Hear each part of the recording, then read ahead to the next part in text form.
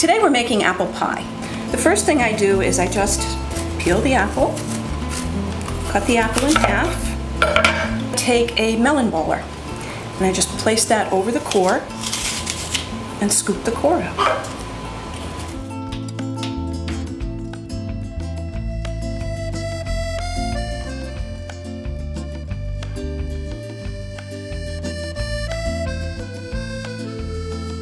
And then all we do is just put the rest of the ingredients in. We've got a half a cup of raisins. You could also use dried cranberries. We've got a half a cup of chopped pecans. Could be any kind of a nut, I just happen to have pecans on hand. We've got 2 tablespoons of sugar. Typically I don't like a lot of sugar in my dessert, especially my fruit desserts, but I find that the sugar helps with the juices.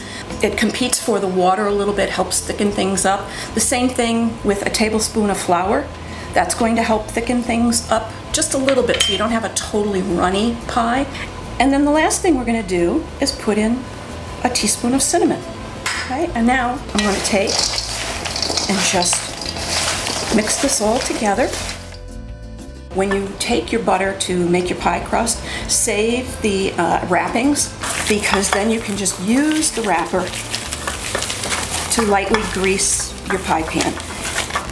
And then we're going to take one of our pie crusts. This is the sweet version. There's a little bit of sugar in here. And as you can see, I've got it folded into the triangle. So we put the point right in the middle. I'm going to open it up. Get a lot of the pie crust tucked into the bowl so that it's really into the corners.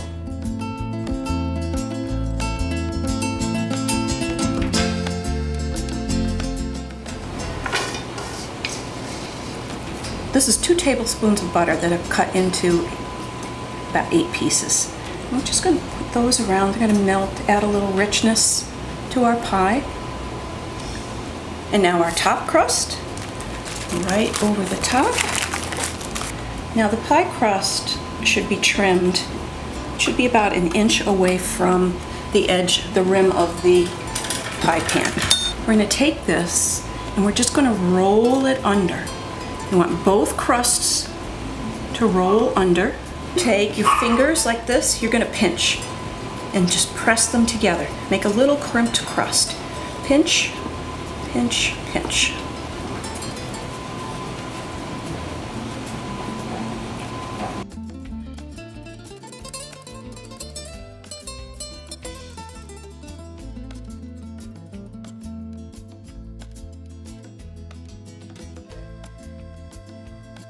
Now it goes into a 450-degree oven for 15 minutes, and then we reduce the heat to 350, and we're going to cook it at least an hour.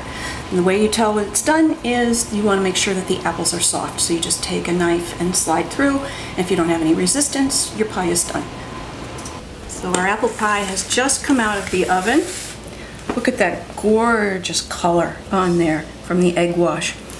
And it really smells good. You get a little bit of the apples and the cinnamon together. It's a really nice smell.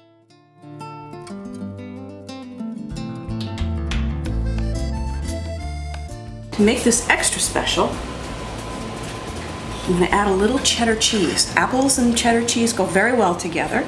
So obviously with apple pie, this is one of my dad's favorites. So there we have apple pie with cheddar cheese. Have you ever heard of apple pie and cheddar cheese? Let me know in the comments below. I would love to know if anybody else has this.